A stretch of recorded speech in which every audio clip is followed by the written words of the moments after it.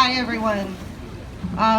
Usually I talk off the cuff, and I talk to thousands of students throughout the state of Connecticut, but this is the first time I'm talking in my own hometown, so I'm going to read, so just bear with me. My name is Christine Gagnon, and I'm a resident of Southington.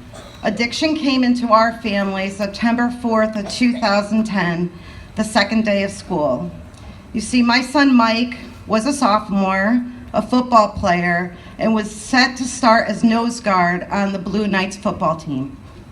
On this day, I got a call from the vice principal saying Mike was in trouble and we needed to come. Michael was caught with a very small amount of marijuana. Not enough to get arrested, but enough to completely change his life. He was expelled and he had to leave the football team. Football was his everything, and he was very talented.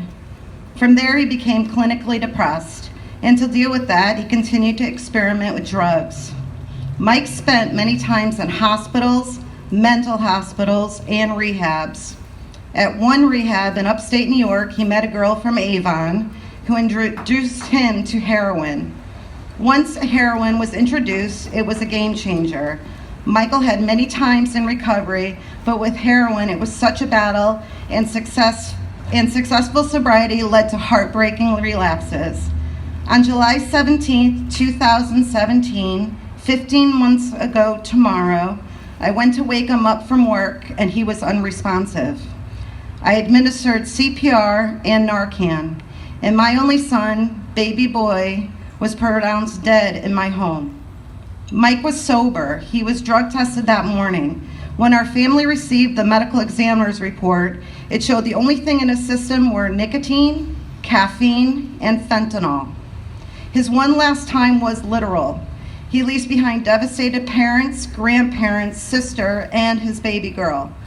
Mike was one person out of 72,000 who passed away last year, 1,017 alone in our state of Connecticut. If you are struggling, know that every breath is a fresh start. Know that I believe with all my heart that you can make it. If you are listening to me with judgment, educate yourself. It is not a choice or a weakness, and chances are very good that you know someone who is struggling, and they deserve empathy and support. And lastly, if anyone hands you anything, remember, experimenting can literally be playing Russian roulette. Thank you for listening.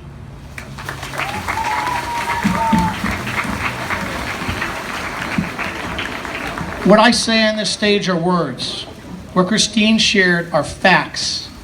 One bad decision. Politicians across this country are saying marijuana is not a big deal. It's still illegal in Connecticut.